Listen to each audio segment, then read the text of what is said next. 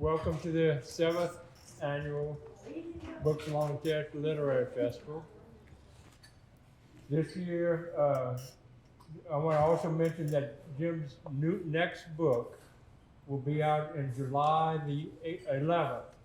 And it's a standalone novel, a Civil War novel, all based in this area.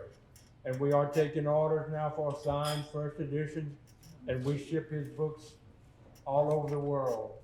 We have an extensive mailing list, so we send notices out, and we have people from Australia who've been getting his books for years contact us, in Canada, all over the world. But also, this is our bookstore is starting our 34th year today. We opened in 1990. My wife was the spearhead of this event. She just gave me a job. But Jim was introduced to our bookstore by a lot of his relatives that still live here in town. And he's put us down, whenever he's early books, he was on the tour. He'd travel from bookstore to bookstore throughout the country, and he would always make a stop at our store.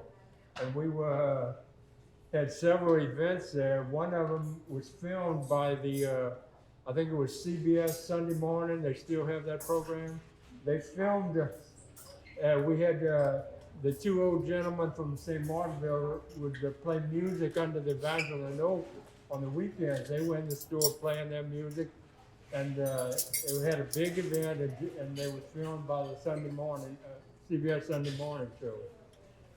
But yeah, I've read all his books, and when Jim lived here, he would stop in the store often. He'd sign books for us anytime we wanted, and we'd always have conversations. Of course, he was older than I was, but I was born and raised here, so I recognized a lot of the places he did, and we'd talk about them, the old places in the city park that he knew about also. But he was just such a fine gentleman, just laid back, just as good as you could be. And before he moved, he had a home here, and he lived here. He and his wife were here for the winters. They'd spend their winters down here and go back to Montana for the summer.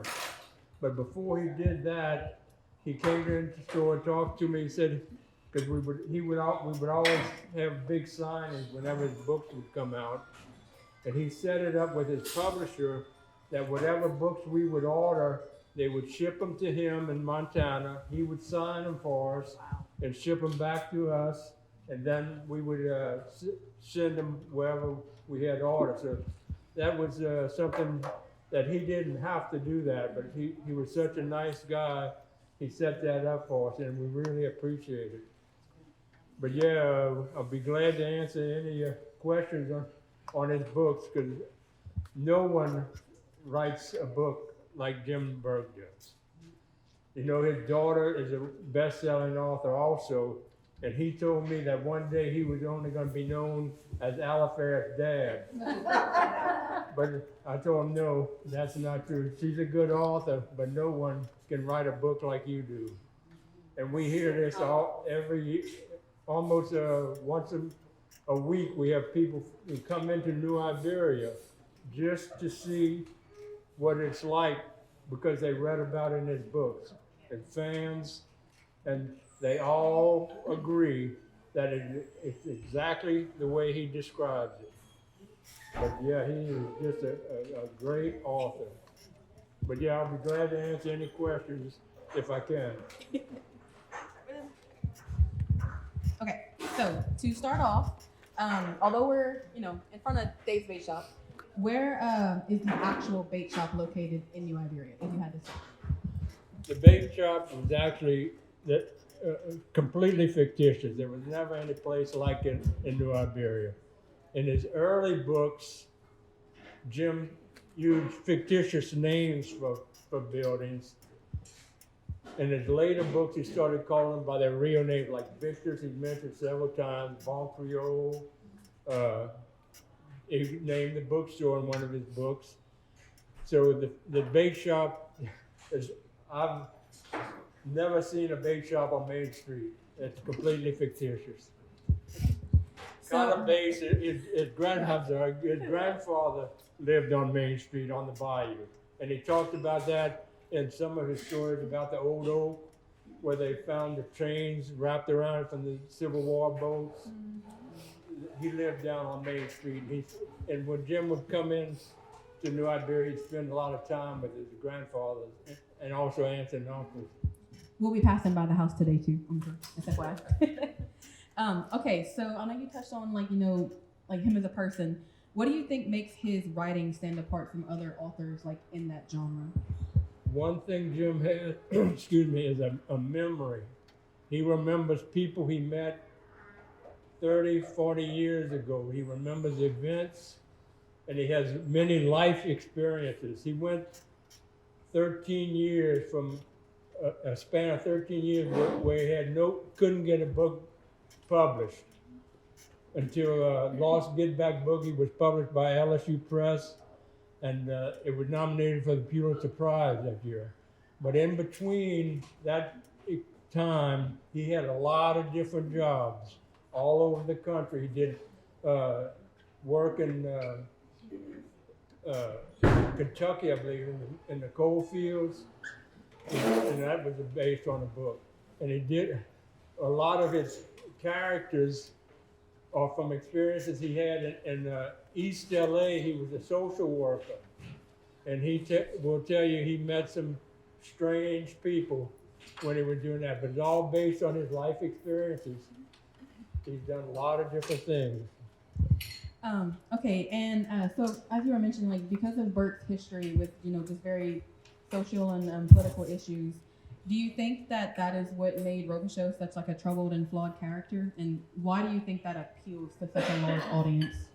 That's also based on Jim's life experiences. Jim is an alcoholic, and he'll admit that to anybody, and he preaches that, well, not preaches, but he talks about Robicheaux, also an alcoholic, go to the 12 steps. Jim believes in the 12 steps. And that's just another life experience of his. And I don't know if there was a special person that he met that he based Robicheaux on or not, but I think that was just more or less a combination of different people that he's met and knows. And aside from him growing up here, like, and coming back later on, did he ever like tell you why he chose like New Iberia specifically to set most of the Robicheaux series? No, not that I know, but it's also he loved New Iberia. His family, the Burke family, has been from here in New Iberia since the mid-1800s. They're all many prominent members of the community. And his book, the Civil War book, White Doves That Morning, that was based on his great-grandfather and his great-uncle's diaries. And they were both in the Civil War. And they both came back here and were really prominent people in the community after that. And that's, he loved, and some of his short stories, you can really tell that. When he talked about coming back with his dad on the train to, that was a short story, for his grandfather's funeral, and how they went down to the bayou by the oak tree where his grandfather showed him how to fish and showed him about the chains on the tree. He just fell in love with New Iberia. And when did like you become a fan of Burke? Like, was it when you read the book first and like you realized, oh, this guy's a lot different than the other writers in the area? Yes, I hadn't read Burke until we opened the bookstore, and like I say, some of his relatives introduced us to him, and I started reading them, and well, I was hooked right away. They're just, I recognized a lot of the places he talked about.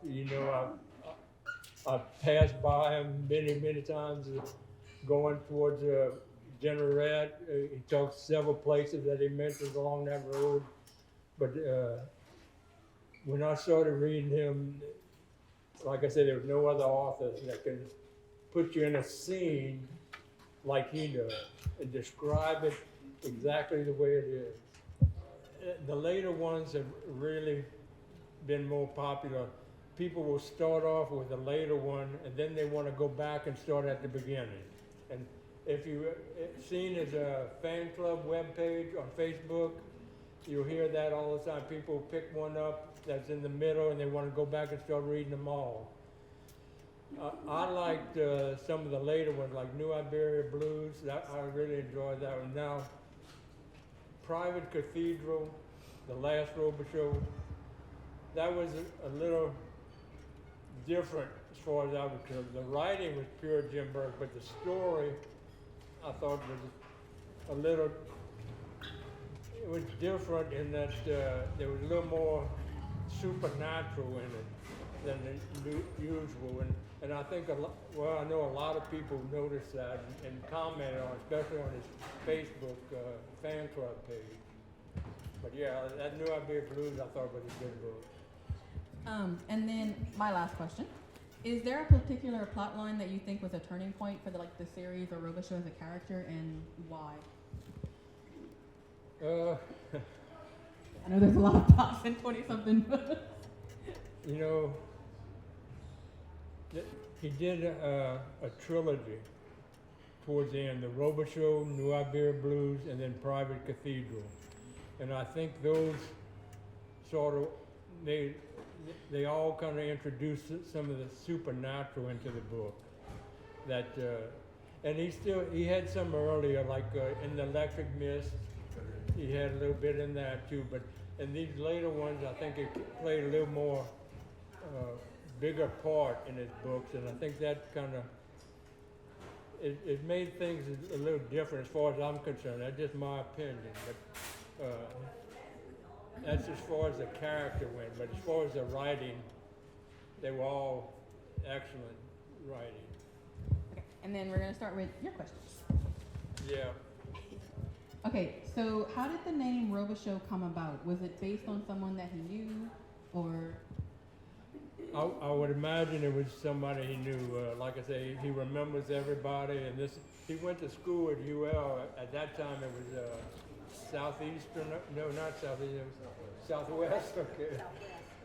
He went to school there, and it could have been very well someone he met there, but it could be a combination of 2 or 3 people. And then why was A Private Cathedral written out of order? Well, I thought it was in order. He called it a trilogy, the Robicheaux, the New Iberia Blues, and then Private Cathedral. I thought it followed that order.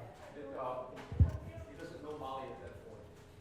That it was what? In Private Cathedral, Molly's not mentioned. Molly isn't mentioned in A Private Cathedral. Oh no, she was dead. She was killed in, I think, Robicheaux. Right, but in Private Cathedral, he's just talking about his wife. Oh, okay. Annie had just died, and Alec Bear was in college. Okay. Well, I missed that. I thought he was going to bring it back to current time to the previous last story. It was interesting. More like a prequel or like a flashback, I guess. Yeah, I missed that. And it could be because I do get them mixed up. You're gonna go back and reread it now? Yeah. I know it. Yeah, now I will have to go back to read it. Molly got there in Field Bell. I'm not sure of that. Not before, but not. Not Field Bell. I don't remember. It's really interesting. Well, which one was she killed in? She was killed in an auto accident, and he thought it wasn't an accident. Before Private Cathedral. Okay, then. It's a little bit too deep in the lore for me. Okay. The lesson here is deadly if you marry Dave Robicheaux. That's right. It's really perfect. I know. How many wives is he on now? Is it like 10?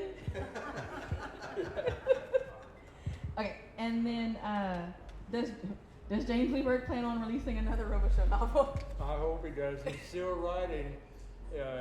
He does these interviews when he finishes a book with different authors, and he's still writing. You know, he's up in age now, and he suffered the loss of his daughter which was showed up in his last book, Every Cloak Rose Blood. That was sort of, in fact, those books I thought were sort of autobiographical. It started off with the jealous kind, when the character Aaron Holland Broussard was growing up in Houston, and that's the time frame I think Jim was growing up there. And then now the same character is an older retired writer in his 80s who just lost his daughter. So I think that affected Jim a lot. I don't know if it, and you could see it when I'd watch these interviews with him, and you could see he aged an awful lot, because he was always a trim, fit man, always did a lot of exercising, and it just didn't look as old as he was. But now, these last couple of years, you really see it, he's aging. And I'm gonna come back to your question about the statue, but I'm gonna just wrap up the rest of the Robicheaux. Okay, so 2 movies have been made based on 2 Robicheaux books. One was not filmed here, we don't claim that one. I do believe these 2 books are the only ones in which Cleet does not make an appearance. Why would movies be made on books that do not feature such an interesting character? I think they just couldn't find a good person to play Cleet. You know, he is a different character altogether. I think they just can't find somebody who would play him now. And Electric. John Goodman. Well, John Goodman was in, of course, Electric Mist, but he was a bad guy. He was a bad guy, right. Now, he probably could have done that. And people will speculate about this on his Face Club page. Who would they want to have play Cleet? But that would be quite an addition to a movie where they could put Cleet in there. And then the last question was, what are the plans for the James Lee Burke statue? My knowledge is that there's a bunch of organizations that are raising funds for it. The plan, I believe, is to put it in Bulani Plaza. Yes. And it's gonna be of James Lee Burke. It won't be of the character, because Burke always wanted Robicheaux to be whoever people saw in their minds as they read the character. Not necessarily like, although Tommy Lee Jones is very Robicheaux-esque, you know, they wanted it to be about Burke, not necessarily about the character, even though they're kind of one and the same. Yeah, it'll be right across the street. The sculptor has been commissioned now. They have the money. She made the little small models to get approval of it, and we have been approving that. Paul Shakespeare is in charge of that, and he talks with my wife and I, because we know Jim so well, and we've given him pictures of him, and yeah, it's moving along. She just about, I think, got the final okay on the little model, so I'm not sure the time frame it takes to make one of these, but it's not an overnight affair for sure. It's quite and it's going to be a full-size statue of Jim Burke. Okay, well, thank you, Mr. Howard, for coming talk with us and giving us the history about Burke and a little bit of insight.